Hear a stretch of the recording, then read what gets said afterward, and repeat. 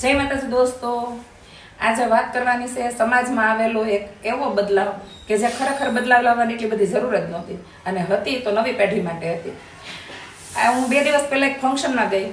ત્યાં 2 લેડીઝ એકબીજા હારે વાત કરતા હતા કે આપણે અંદર આવીએ એટલે હામું જોવે. આ લોકો હું બાયું નહીં જોયું હોય એટલે એક તો તમે બહુ સુંદર લાગતા હોય તો સામું જોતા હોય, પણ ફંક્શનમાં તમે બહુ સરસ રેડી થઈ ગયા હોય તો સામું જોતા હોય. એક તમે ટ્રોલ થાવ એવા કપડાં પહેરીને ગયા હોય ને તો લોકો સામું જોઈને ટીકા કરે. બરાબર? તો બહુ ચર્ચિત વ્યક્તિ હોય મારા જેવી તો કરે, કોઈ સારી વાત ને કોઈ ખરાબ વાત.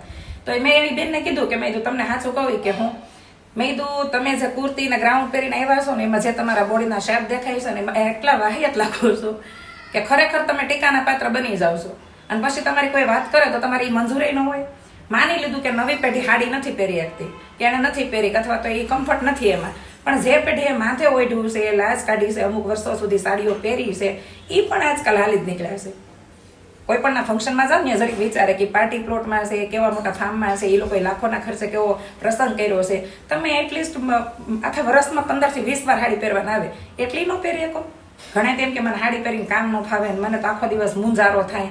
જેને નથી પહેરી એને કદાચ આવું થાય, આપણે માની લઈ, પણ જેને વર્ષો સુધી પહેરી છે એને હવે આવા બાના.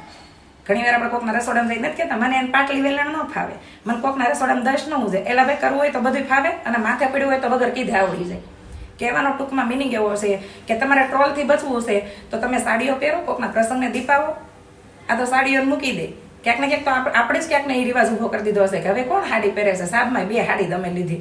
એલા ભાઈ લ્યો અને નવી વહુને ક્યારેક એવા પ્રસંગે પહેરાવો, કારણ કે ફંક્શન હોય કે ફેસ્ટિવલ સાડી પહેરી હોય ને તો સુંદર લાગે. બીજાનો હોય તોય તમે કોકના ફંક્શનમાં જઈને તમને બાવડું પકડી કોઈ એમ ન કે તમે અહીંયા આવ્યા છો તમારા હું હગા થાવશો, પહેરાય. ઘણા એમ કે કૃષ્ણાબેન તમારી પાસે હાડી હોય, બધા પાસે સારી હાડી ન હોય. ભાઈ હાડી તો હાદી પહેરી હોય, કોટનની પહેરી હોય, વર્કવાળી પહેરી હોય કે તમારી એસે પ્રમાણેની ગમે એ પહેરી હોય, સાડીમાં સ્ત્રી જાજરમાન લાગે. અને કોઈ દિવસ સાડી પહેરેલી સ્ત્રી ક્યારેય લગભગ ટ્રોલ તો ન જ થાય. આ ઢંગ વગરના બ્લાઉઝ પહેર્યા હોય, આખામાં ખુલ્લા હોય ને અડધા ક્લીવેજ ને એવું બધું દેખાતું હોય, બેકલેસ ને નેકલેસ ને એવું બધું કર્યું હોય તો કદાચ ટ્રોલ થાય, પણ વ્યવસ્થિત બ્લાઉઝ સાથે વ્યવસ્થિત સાડી પહેરેલી સ્ત્રી ક્યારેય ટ્રોલ ન થાય, ઉલટાની સારી દેખાય.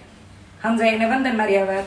બાકી ઘણા એમ કહે કે કૃષ્ણાબેન તમે બહુ ભાષણ કરો છો, પણ હું સાડી પહેરું છું ફંક્શન ફેસ્ટિવલ મારા વિડીયોમાં મોટા ભાગે બધાયમાં, એટલે હું આની ઉપર વાત કરી શકું. નકર મેં ન કર્યું હોય તો હું ન કરી શકું. તો આવનારી પેઢીને આપણે આપવો હોય ને જો આ વારસો, તો ખાલી દેખાવ પૂરતી સાડીઓ 2-3 ન લ્યો, છાપમાં લીધેલી હોય તો પહેરાવ હોય ને ક્યારેક પ્રસંગ રૂપે, પણ હાવ જ ન પહેરતી બહુ ક્યાંથી પહેરે.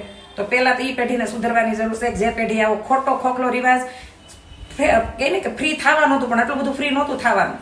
ખાસ કરીને અમારા સમાજની જ વાત કરી રહી છું કે જે લેડીઝને એટલી બધી ફ્રીડમ આપી દીધી છે, ક્યાંક પોતે લઈ લીધી છે કે એટલું થવાનું જ નહોતું ફ્રી. અને પછી જો ફ્રી થઈને રહેવું હોય ને તો બસ ટ્રોલ થવાની